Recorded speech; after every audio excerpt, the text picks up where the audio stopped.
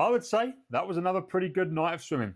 Day 6 finals are complete, and in today's video I'm going to recap all of the drama, all of the actions, all of the medals, all of the semi-finals, so that you guys can stay up to date with the World Champs. And if you want to make sure you don't miss anything from the next 2 days and get a big future of great swimming content, make sure you subscribe to this channel.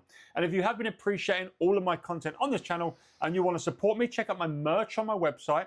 If you want to get a flagship tech suit at a fraction of the cost, then I have Finney's rival flagship open back and closed back knee skins for sale on my website for £60. They're like £300 retail. It's the most ridiculous deal in all of tech suit history. And finally, if you are someone who trains alone and you want to get faster, my Raw Speed membership is 50% off for the first month. It means it's just £23.50. Use discount code Singapore50 at checkout and save a load of money. And if you're a swimmer or a coach who wants inspiration on sets, I have a middle distance training program that's £100 off, and I have both my 12 weeks of 100 race pace program, Volume 1 and the brand new Volume 2 at just £46.51, the same price as the time that David Popovich won him.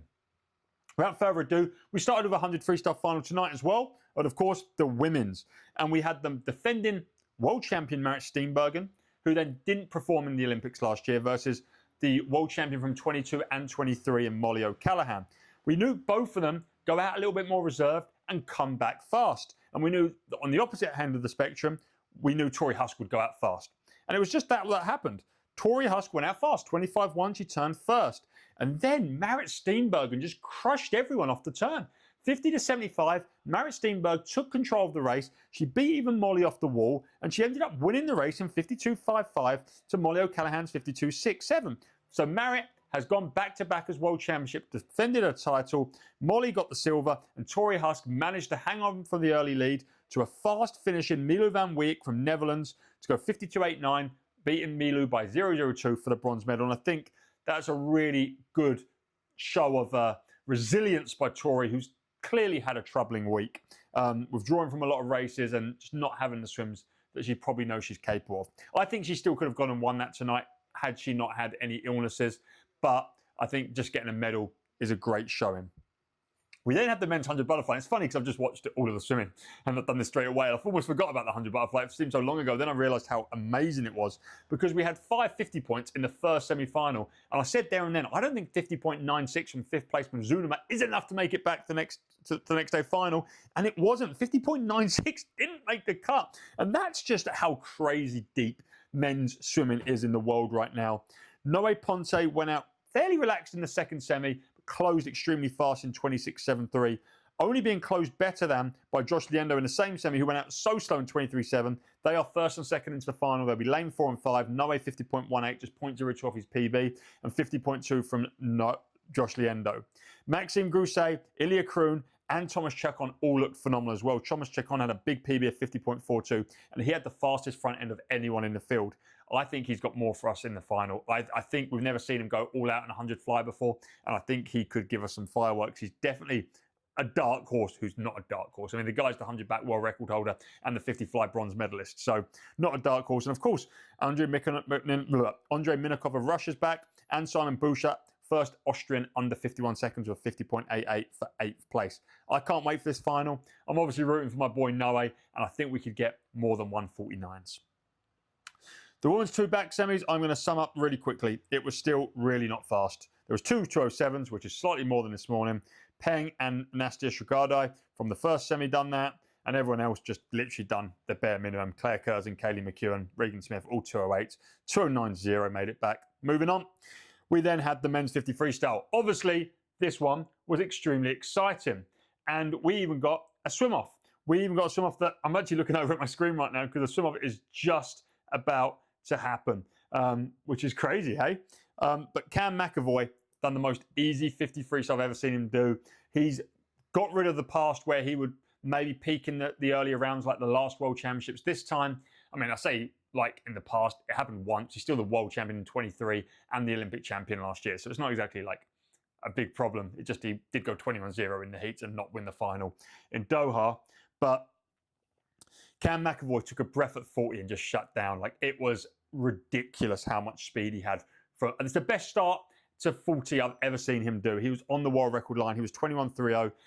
When he started to slow down, Jack Alexi really closed well on him. was just behind him, 21.32, and Andre Barnum, 0.01 off his PB from the heat, 21.45. They're the top three going through. There was a swim off between Myron Truti and Ji Yu Chan, which the Korean won.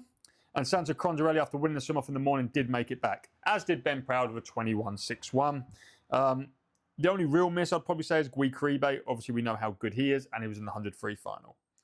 The 200 breaststroke was a great race. AJ Pouch flew out to 150, was almost on world record split, and then really hit the pain train with a 35.5 back end as Chin Hyang turned third with 50 to go and just crushed the 33.3 to take the win. Backing up his 100 breaststroke win and just holding off Ipe Watanabe and Casper Corbeau, who also had great last 50s for second and third. Kirill Pagoda missed out in fourth.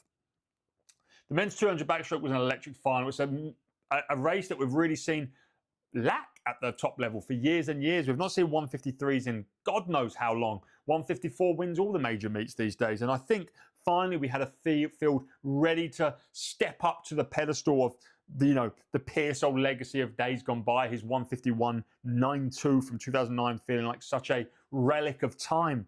And we knew Peter Kotze would go out fast, but we didn't realize he'd go out that fast. He was 0.6 under world record split of 50, 25.8 and then 54.4. But I think the surprise for everyone was that Hubert Koss went with him. And I don't think even Peter was ready for that. Hubert Koss was 54.6 to Peter's 54.4 at the 100 mark. And then Hubert just went a massive 28.6 on the third 50 to Peter's 29.2. And that was enough to separate him from the field. He then had 0.5 over Peter, and Peter actually finished ever so slightly better than Hubert Koss. Just to read out Hubert Koss's splits to see how much he was hurting: 26.1, 28.4, 28.6, 29.9. Peter was 29.6, but I mean, the pain train was well and truly there. But it was enough for Hubert Koss to win in a massive PB and European record of 153.1. Peter dropped another second off his African record with a 153.3. And Johan Ndui Barad, who's had a really, truly breakout meet, got another bronze medal in 154.6. Special shout outs to my boy Jan Jaker, who got another PB in a 155.37. He is now 6th in the world. Brilliant job, Jan. I'm super proud of you, buddy. We then into the women's 200 breaststroke, and Evgenia Chikhanova looked so easy in the semi-final. She's the world record holder, and I thought she was in exceptional form based on the semi. But Kate Douglas just took the race by the scruff of the neck, broke everyone early. 106.5 to 100. I mean, what are you going to do when someone goes out in 106.5? And Chikhanova just couldn't hang with her. In fact, Chikhanova only outsplit her on the third 50. Kate Douglas had the fastest split on every other 50. She won a new PB and American record and championship record of 2:18.5, second fastest of all time, only behind Evgenia Chikhanova's absolutely crazy 2:17.5. Chikhanova did get her first long course world medals at 2:19.96. And then we had a tied third of Kayleen Corbett and Alina Shmushka of 2:23.5, well off the lead, 5 seconds off the lead. Bronze medal was 5.0 seconds off the win. That's pretty crazy, eh? But still a really good race, really impressive by Kate Douglas. Then Kate Douglas got out, and then she got back behind the blocks for the 50 butterfly semi-finals, where it was one race too many. She finished in 14th. Gretchen Walsh, 25.0. Roos, 25.3. And so was Erin Gallagher. A couple of Australians made it back. The cutoff was 25.6. And then we finished with what a race. Always a blockbuster. The 4x200 relay is always a crazy one. It's Britain's one, and Britain finally got a medal. Not just any medal, they got the gold medal. They had a great team on paper, but actually, America were leading after the three 200s. They had a massive 143.4 from Luke Hobson on the third leg, but Duncan Scott just absolutely run away with the victory. 143.8. They ended up winning by 1.07 over a fast finish in China. China had a 144.2 on the last leg and a 144 from Pan on the second leg. They went an Asian record. And Australia overtook America on the last leg as well. 144.9 from Maximum Giuliano, who followed up a 144.6 from Kai Taylor.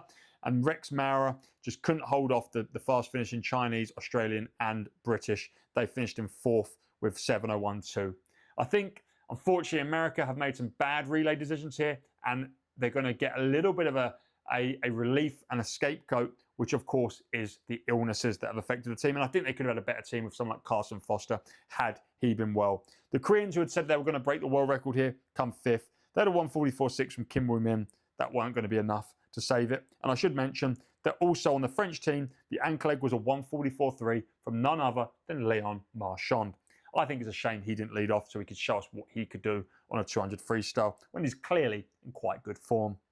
That's a wrap up from day 6 finals. We've got 2 more days of the meet left. So that means we've got 2 more heat recaps, 2 more final recaps. And of course, in fact, I'm not going to do the last day heat recaps. It's just medley relays, isn't it?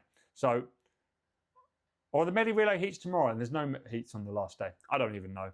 In fact, I'm going to tell you right now, while I tell you to make sure you check out my website, www.theswimsuitguy.co.uk, where of course I am selling some great training programs that will make you faster at a massive discount. Yeah, we have the medley relay and the 4x400 medley heats on the last day, but I'll probably skip that recap because we're at the finals then. And obviously 2 more live shows. Thanks for watching. Hit the subscribe button and I'll see you tomorrow morning.